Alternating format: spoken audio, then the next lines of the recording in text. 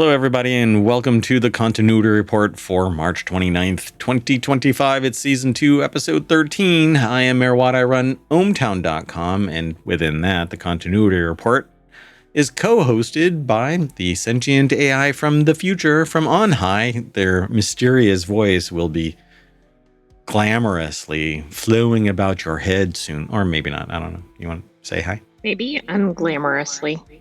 Unglamorously. Woo. Yeah, the visualizer is working again. Yay.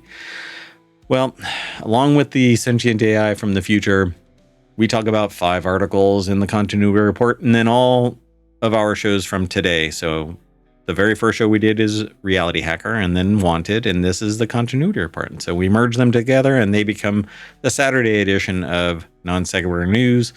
So you can get it all in one big 2-hour bundle, probably longer than that at this point. But anyway, you can get it all as one big bundle over on YouTube and by downloading it from wherever you catch pod. But we're going to be talking about My Cousin Vinny reboot, Blade Runner 2099 series, Skarsgård, the murderous robot, Lincoln Lawyer Season 4, and Final Destination Bloodlines. Everything is powered by ohmtown.com, so go over there and become a citizen, and you too could submit news to us. Even sources, just send an email to mayor@ohmtown.com. That said, we're also going to be, I used to have submissions and stuff like that on the site, but I'm trying to reduce the overhead of what the site is burdened by. And so I want to start doing it via the Discord. Maybe anybody who is interested in it, there is a channel that's already set up so that you can submit news. You can submit news anywhere and I'll get it. Anyway, we'll check in on you here in a little bit.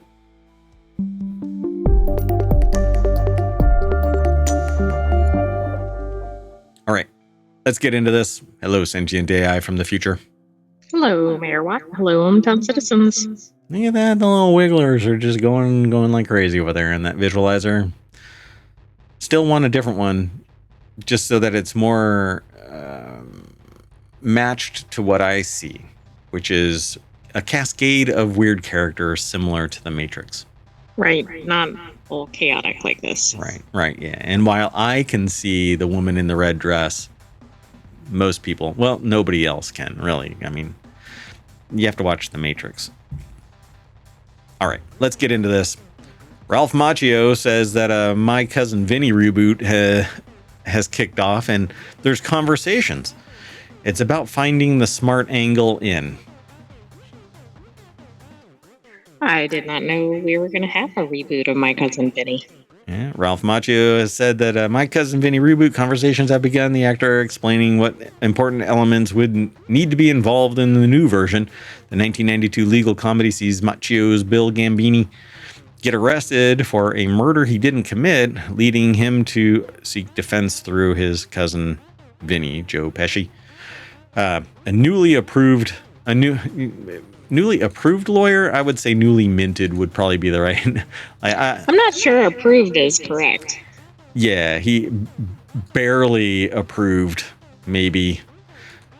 So Vinny is considered one of Pesci's most iconic roles, with the film being both critical and financial success when it was released. However, it never received any film continuation despite how well it performed. They're not going to even mention what's her name in this? Really? So far, they haven't said anything? That's kind of surprising. I'm sure she's mentioned in here. So Nick... I mean, she's part of the reason why this succeeds. I mean, a key part. Yeah, it is the only reason it's... No, just kidding. Hold on. If you want all of the links to the 5 articles that we're talking about, you can hit !TCR. I'll do it the first time. The first one is free.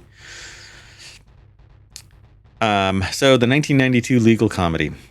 1992.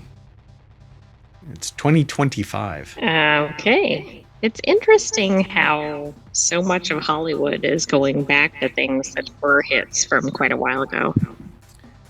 Yeah. Well, it's kind of funny you mentioned that because I've been listening to other people, their podcasts, their streams and stuff like that. And a lot of people are noticing that dipping back into the well. So My Cousin Vinny reboot talks what they mean for the project. The proposed movie still has a long way to go. They have to figure out why it even makes sense to continue it, because this is a perfect story that has an end. The only thing that matters in My Cousin Vinny would be My Cousin Vinny, Joe Pesci coming back. There's nothing else, right? Exactly. I mean, that's the only way it would really work. Because if you do this bait and switch where Marissa Tomei suddenly becomes the attorney, right, following in Joe Pesci's... It would not work. Because she was brilliant, right? Like, I could see that would be the progression of the story. But part of the reason this works so well is because of him being so ridiculous in the attorney role. Like, she'd be a good attorney, I think, from how her character was set up. Yeah. So they say their take on My Cousin Vinny reboot talks is a new movie necessary, and that's where we're coming from. I think My Cousin Vinny, it stands all on its own. It has legs. It still persists today. It doesn't need any extension. The only thing you could do really would be that he becomes a success and doesn't need to bumblefart his way through a case, where at the 11th hour he figures out how to solve this problem. But she really helps him get there, right? Marissa Tomei's character. Yeah, how she got actually accepted in a court case as a subject matter expert would never happen in the real world. It made for good comedy. Yeah, you have to suspend disbelief. So Macchio's ideas for Pesci to be involved in My Cousin Vinny reboot indicates the actor has a lot of passion for the project, finding a way to honor its legacy. However, given how much a classic 90s comedy it is, a modern take on the film will have a much more difficult time measuring up to its predecessor. Could be possible, but where is the original writing that becomes canon that they could actually leverage, you know? Exactly. I mean, I don't believe this came from a novel or anything, right? I think it was just a screenplay, a good one at that. But yep, this actually comes from People magazine, I think. Like this article is stemming from People magazine. The article is by Nick Bithrow over at screenrant.com. So I forgot to give credit because I was so excited about this. I love My Cousin Vinny. I can't count how many times I've watched that movie. Marissa Tomei basically steals the show. I actually have used that phrase from Top Dead Center, you know. Oh, yeah. And my biological clock is ticking. There's a lot of things. Well, and also Joe Pesci's, like, what is a grit? And just other things. The prosecutor, like, there's so many things that, like, outlive the movie. Doing the holding your hands up thing. Exactly. This and that. I've done that too. I'm telling you, that and A Fish Called Wanda are basically these two that, amongst many, many, many movies that I've watched that have manifested in the real world in casual conversation at a bar or dinner table or something. This is a lot of fun. So I don't know. What could they possibly do? It just says, I've had conversation with other writers about that. Yeah, that's one of a beloved piece. It's about finding the smart angle in. But I don't think it needs to be. You know? Do you think another one needs to be? If you have a differing opinion, then throw it in chat, or you can even send me an email. It's going to be so hard to top the original. But that's the thing. Yeah. And you can actually leave a message by going over to voiceline.app/shows/NSN. And you can leave a message there. Yeah. Okay. Well, anyway, let's move on to the next article. Hold on. I need to go back to the chat just in case somebody throws something in there. All right. So the next article is about Blade Runner. It's over in the WarCrafters channel. I'm not quite sure. Probably the source. No, it's Game Rant, actually. So Blade Runner 2099 will reportedly have a style closer to the original 1982 film that Denis Villeneuve had in the 2017 sequel. It was confirmed by one of the actors involved in the project. While the choice may seem unconventional, the upcoming Amazon Studio sci-fi miniseries could actually benefit from... Oh, really? Really? Did you see it? It's inbound. Oh, no. Sorry. You might see a wild animal that has free reign to the mayoral mansion walking behind me. Don't worry about my health. It'll wait to eat me after the show. Anyway, so when you click this little link here, it'll take you over to the source. The source is Game Rant and Sandip Kishan and Bousylvan. Yeah, there we go. Gave it my Harvard try.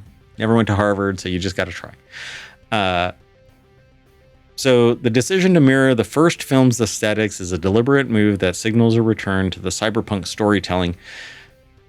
I was told that Alien exists in the same universe, the same time frame. Oh, yeah, there she goes. Yeah, that's an... I was trying to give you a warning. That's an interesting juxtaposition. I do think the Blade Runner going back to the original is a good move. Yeah, but apparently it's in the future, but going back to the old styling. And now we just recently watched or rewatched both of the Blade Runner movies. And I don't know, I'm starving for more Blade Runner. You know, there's elements of the 2049 that I like better just because it's more modern, but I think the original was more, I don't know, compelling or something. Yeah, I think so too. And the implications of the second one in the series is that they've become fully sentient and capable of reproduction. Oh shit, hold on. Wait. We have to do this. Spoiler alert. Reverse spoiler alert. Yeah, got to back up a little. Damn. Oh, and now it doesn't even matter that because I've already spoiled it. If you've never watched it, I'm sorry. You can send me a nasty gram, mayor@ohmtown.com. Any attention is good, I guess. Anyway, so the series will focus on LA's futuristic evolution, aiming to differentiate its 2099 setting from the previous installments. They're going to have to amplify the number of quote unquote skin jobs, the synthetics that are running around, which are, without looking under the cover, they are biologically identical to humans. They just supposedly have a clock, but offspring may not. They amplify, do you mean you have to amplify their functionality or how they look or their existence, the population, the number of them? Oh, okay, got it. Because supposedly only humans were still on Earth. All of the synthetics were off. So created by Silka Luisa, Blade Runner 2099 will serve as a sequel set in the year 2099, as the title suggests. Suggests? Never mind. I think it's beyond suggestion. I'll move on. I think it's pretty explicit. It's like getting hit by a bat and then telling somebody, I'm going to hit you with a bat. Right. That was not an implication. No. Fact. Anyway, the series continues the story of Ridley Scott's Blade Runner, set in a dystopian 2019. The events of Blade Runner 2049. Both sci-fi films set in Los Angeles and based on Philip K. Dick's 1968 novel Do Androids Dream of Electric Sheep have set benchmarks for the genre. With such a legacy, the upcoming show has big shoes to fill. I think that this is pretty awesome. It'll lean more towards the 1982 movie style. Yeah, I mean, it's going to go back to the just different theatrical production, I guess, right? And like stylistic, different elements and yeah. But it's further in the future, so I don't know how they're going to, kind of make this happen. So why Blade Runner 2049 is difficult to imitate? It says Dune Prophecy couldn't match Villeneuve's vision, which I guess. Blade Runner 2099 choosing to emulate the original film style doesn't imply anything negative about the 2017 sequel. If anything, it suggests the opposite. Blade Runner 2049 is almost... What is that? Imitable? Inimitable? So you can't imitate it. That's such a hard word for me to pronounce. Inimitable. Yeah, it's not something that comes up all the time. Yeah. And any attempt to replicate its bleak yet beautiful tone risks making the work feel lifeless and dull. So they say, take Dune Prophecy, for example. While it drew clear inspiration from Denis Villeneuve's Dune films, the HBO Max series struggled to recreate the same atmospheric and transcendent feel. And I would say that 1982, the original, is much more practical effects and grounded. There was there were scenes from scene to scene, but not the overall. Like everything in the original Blade Runner seemed to be very practical effects and grounded. Yes. Even the not supernatural, but the super sci-fi aspects of it. But then Blade Runner 2049 took it to a different level, and it was largely like Dune, except for the inner city side of things. And then it was massive, yet not much population in the buildings, but massive population on the streets. It didn't make much sense, but you loved it nonetheless. Right. Still drew. Yeah. So it says here, comparing Ridley Scott's Blade Runner versus 2049. 2099 could be a bold cyberpunk dystopia. Again, they're going to have to drag forward the number and capability and the entrenchment of the synthetic humans, because they supposedly between 2049 and 2099 have 50 years of the potential of reproduction, because that's what happens with 2049. And again, it's been out so long, folks. I'm sorry that I don't have spoiler up there, but I could have that running all day. So while we're spending a lot of time on this, it's a really the canon for this, the world building for this is tremendous. I think that it's going to be fun to see what could be, but if they wet the bed on this, there is no coming back. It's going to take somebody like Denis Villeneuve to... Exactly. Wouldn't that be an interesting flip-flop? Yep. Like if it bombs and then they bring him back in and then they have a hit. Yep. However, the city's design must feel like the world has evolved over 80 years, according to the story. A futuristic 2099 setting should feel different from the dystopian 2019 set of Blade Runner. Villeneuve's sequel did a solid job at showing around 30 years of urban evolution while staying true to the franchise's signature style. I agree. All of this is from 2049. The pictures that you see are from 2049. Right, yes.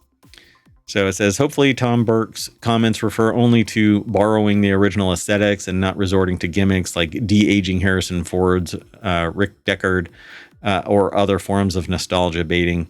Ridley Scott returns as an executive producer for the series, which is reassuring. The show stars Michelle Yeoh as Olwen, a replicant, nearing the end of her life, while Hunter Schafer's Cora is rumored to be a fugitive who teams up with her to expose a conspiracy. This seems like it's going to be massively divergent from anything else. It does, but maybe that'll be okay.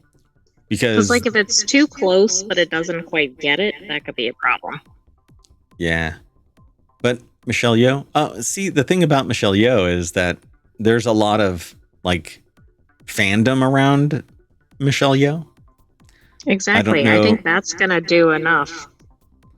Although, we'll I don't know, we saw something else I think she was in. So what is the end of life now for a replicant? It was 4 years in the series, right? Wasn't it?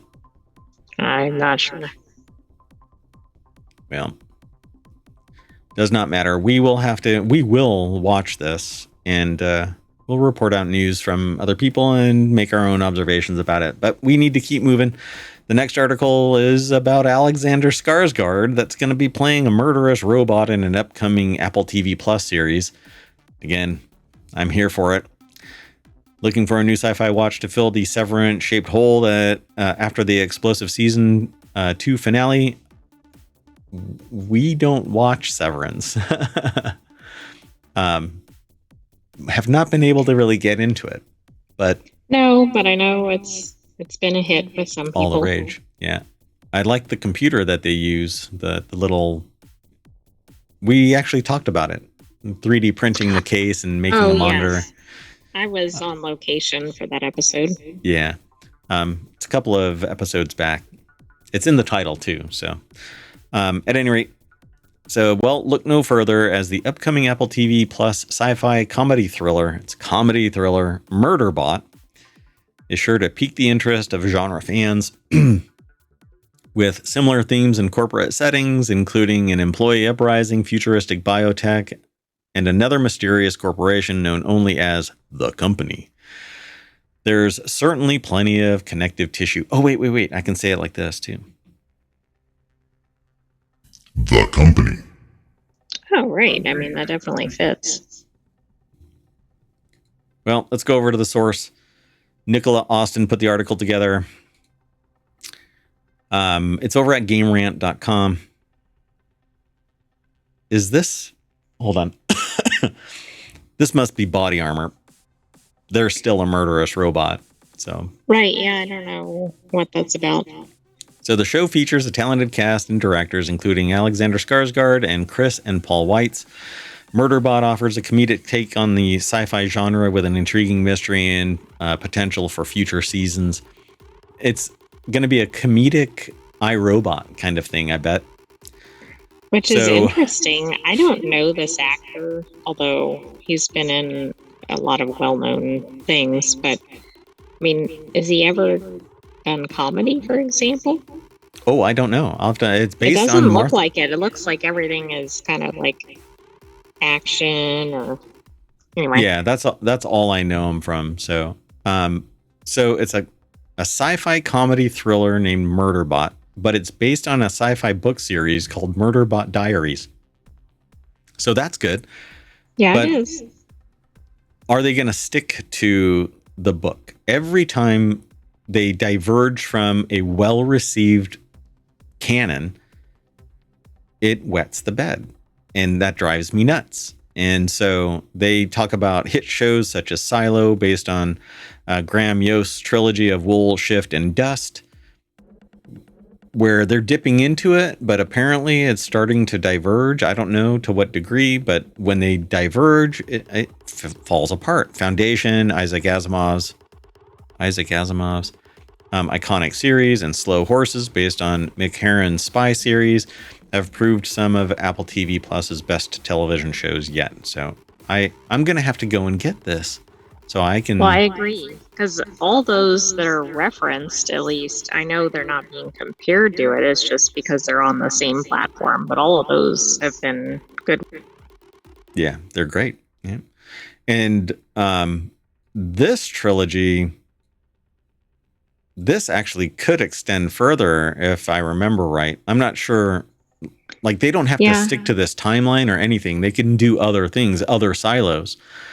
But I don't remember if it's... for some reason, I think there's only one more season, but maybe that's not right. Yeah, I think that's what I heard too, was that there was only one more season. But I don't know exactly what all can branch off from it. So, but all of these that are mentioned are great. Hopefully they get some really good writers. So I don't want to get into all of the other stuff. Oppenheimer star David Dasmalchian is set to play Gurathan, a scientist and another member of the Preservation Ox survey team. That's unusual. By the way, I'm sorry, Silo has it's going to have a season 4 as well. So they signed up for season 4. Okay. So he's an augmented human who is highly suspicious of Murderbot, and he tries to convince the rest of the survey team that they can't trust him. So it's kind of like, what's the game with the little... Among Us? Among Us, yeah. It's going to be like a TV version of Among Us. Everybody votes. Between the commercials, everybody votes for who needs to be airlocked. So what is Murderbot about? Set in a futuristic and capitalist spacefaring society, Murderbot follows the titular. I got to use titular in this episode. Yay. I mean, it's a necessity out of the continuity report. At least, yeah. So, Sec Unit, cyborg security guard, as he's hired to protect a crew on a scientific expedition to an alien planet, despite being built to obey and protect humans, the self-titled android believes humans are jerks. He doesn't have to believe it. A lot of them are. So he's devoted all of his spare time to successfully overriding his governor module. So I don't know if there was no spoiler warning. We don't really know. So right, this seems to be more premise than anything. Like, I suspect most of this comes out probably in the intro to the show. So the article says that he frees himself of his governor, but he does really like, it says, what? Binging his favorite futuristic soap operas? So he likes watching soap operas. All right. Apparently, but they're like space themed. Yeah. Particularly the rise and fall of Sanctuary Moon. But when a dangerous encounter on an alien planet draws him closer to the scientific crew, he begins to develop inconvenient emotions and connections with humans, which make him uncomfortable. I have to say, this sounds interesting. Yeah, I agree. So it looks like some books are going to be on the horizon.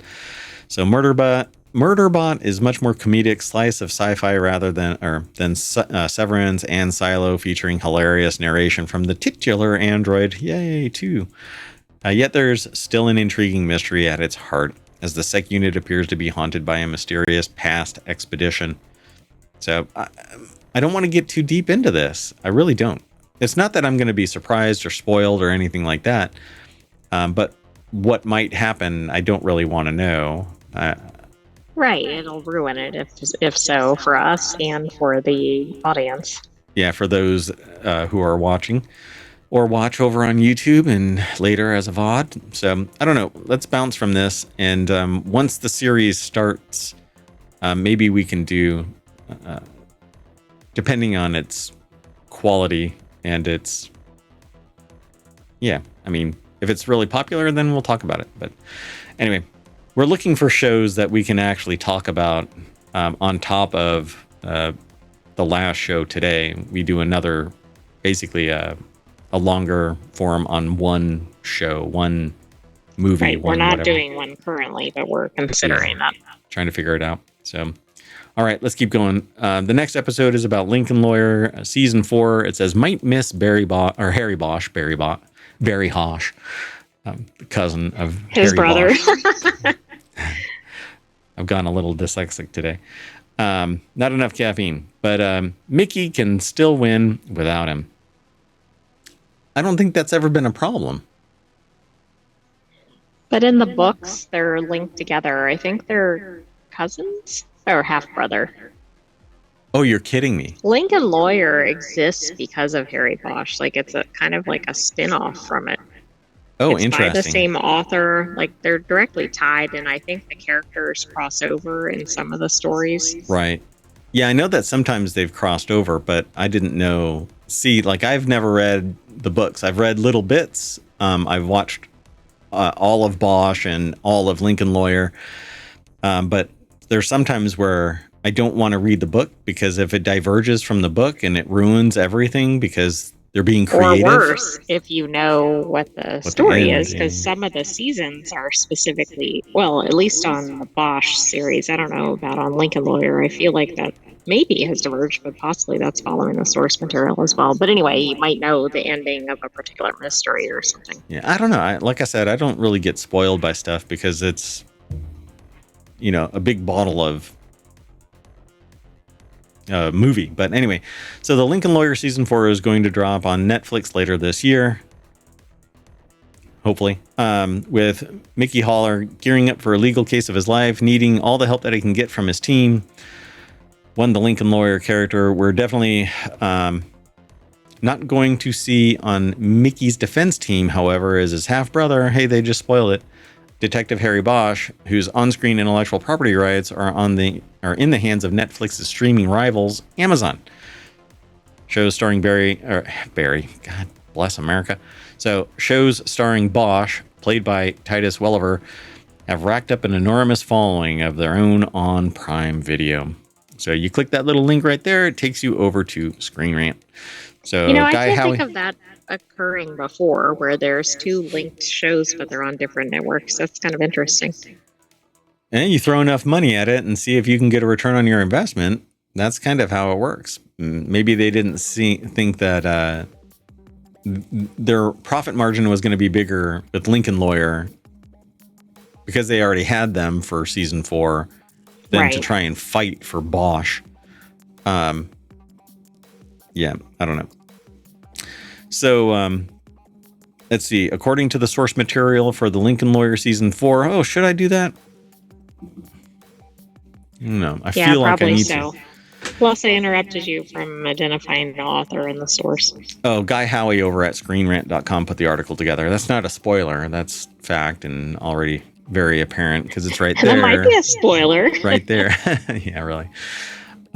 So according to the source material for the Lincoln Lawyer season 4, Michael Connelly's novel, The Law of Innocence, Harry Bosch should be helping Mickey Haller defend himself against charges of murder following his arrest at the end of season 3, because Amazon's exclusive rights to video media which includes Bosch, Netflix's Mickey Haller will just have to do without him. I'm going to remove that. So on the other hand, we already know that the Lincoln Lawyer season 4 is adding some new cast members to its episodes to help Mickey out, bringing his ex-wife Maggie McPherson into the fold. That was quite the reaction. I don't have a problem with that actor, but I don't think that character is real key to the show. I think the one that they better keep, other than, of course, Mickey Haller, is Lorna. She really steals the show, I think. Yeah. I'm trying to... Who does she act like in some other show? Like Elle Woods. Elle Woods. Yeah. She's in fact, we did an article on that in a previous continuity. It was in a previous season of the Continuity Report. Yeah. So, they say here, this represents the first real Haller-Bosch crossover in one of Michael Connelly's Lincoln Lawyer novel adaptations for the show since The Brass Verdict, on which the first season of The Lincoln Lawyer was based, with Mickey fighting for his life and up against prosecution lawyer Dana Berg. He seeks his half-brother's advice about angles from which to investigate who might have framed him. So, I guess by proxy they can utilize information from him, but I don't know how it's going to work out. Well, or they'll just have to find another sympathetic or something, like cop or investigator or somebody who kind of stands in, not as him, but just somebody else assisting him. So where in the timeline is this book, this source information, because Bosch is no longer a cop? Right, but I think he's still a cop when this crosses over in the books. Right. Yeah, okay. I'm pretty certain. Because the Lincoln Lawyer, the original Lincoln Lawyer book is much earlier. I mean, they're kind of interspersed. Right. With the Bosch books. So Bosch barely appears in the book, and his role in Mickey's defense team is minor. You say that too? Do you think that? Not sure. I don't know. So he only really features in one scene apart from secondhand reports. Oh, so that's what I was saying. They're going to have to do it by proxy. So when Bosch himself does star in a scene in which he advises Mickey, it's incredibly brief and involves two brief pieces of dialogue. And in the end, Harry Bosch gets almost no credit for his work, suggesting that it isn't actually very important to the case. So maybe that's how they're going to do it. It's really interesting, but it says his name appears 119 times in the book. So it's like, it doesn't sound as insignificant, but maybe it doesn't really move the plot along. And maybe they're doing that just to kind of do a tie-in for those that were Bosch fans, but not necessarily on the Lincoln Lawyer series. Yeah, so at the end, this is kind of what I felt was going to happen, was that they were going to lean on Neve Campbell's Maggie McPherson in the Lincoln Lawyer season 4, because they brought her back at the end of season 3. Right. I think people were upset when she left the series. I think she was one of the original draws. Yeah. Or I suspect she was. Yeah, they pulled her back. Like, this scene is where she gets pulled back. So we'll have to see. The Lincoln Lawyer, in the article at the bottom, they say the Lincoln Lawyer season 4 is a chance for the rest of Mickey's team to step up, and I think that's true. Lorna, Izzy, Cisco. Izzy's kind of been going through some troubles, and I don't think we really know what the disposition of that is at the end of the season 3. And Lorna and Cisco have gotten married, as far as I know. Right. And so Cisco's had a lot of interesting drama. Yeah. So it's going to be an interesting season for sure. And I have to say that of any of the iterations of Lincoln Lawyer, I think this is the most compelling. This is the one that actually has the most personality. Oh, yeah, I do too. Like, I like the movie, but it's nothing compared to the show. Yep.